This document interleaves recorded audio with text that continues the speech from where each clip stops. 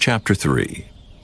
Now the serpent was more subtle than any beast of the field which the Lord God had made. And he said unto the woman, Yea, hath God said, Ye shall not eat of every tree of the garden? And the woman said unto the serpent, We may eat of the fruit of the trees of the garden, but of the fruit of the tree which is in the midst of the garden, God hath said, Ye shall not eat of it, neither shall ye touch it, lest ye die. And the serpent said unto the woman, Ye shall not surely die.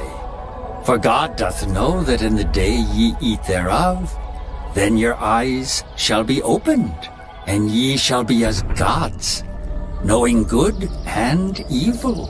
And when the woman saw that the tree was good for food, and that it was pleasant to the eyes, and a tree to be desired to make one wise, she took of the fruit thereof, and did eat, and gave also unto her husband with her, and he did eat. And the eyes of them both were opened, and they knew that they were naked. And they sewed fig leaves together, and made themselves aprons. And they heard the voice of the Lord God walking in the garden in the cool of the day. And Adam and his wife hid themselves from the presence of the Lord God amongst the trees of the garden. And the Lord God called unto Adam, and said unto him, Where art thou? And he said, I heard thy voice in the garden, and I was afraid, because I was naked, and I hid myself. And he said, Who told thee that thou wast naked?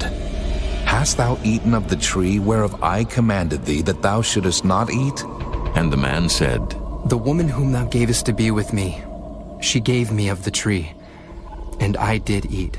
And the Lord God said unto the woman, What is this that thou hast done?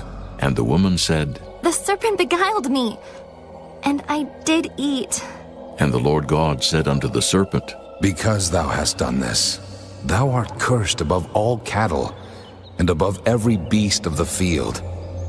Upon thy belly shalt thou go, and dust shalt thou eat all the days of thy life.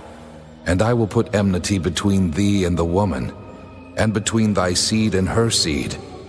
It shall bruise thy head, and thou shalt bruise his heel.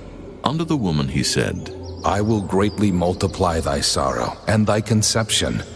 In sorrow thou shalt bring forth children, and thy desire shall be to thy husband, and he shall rule over thee.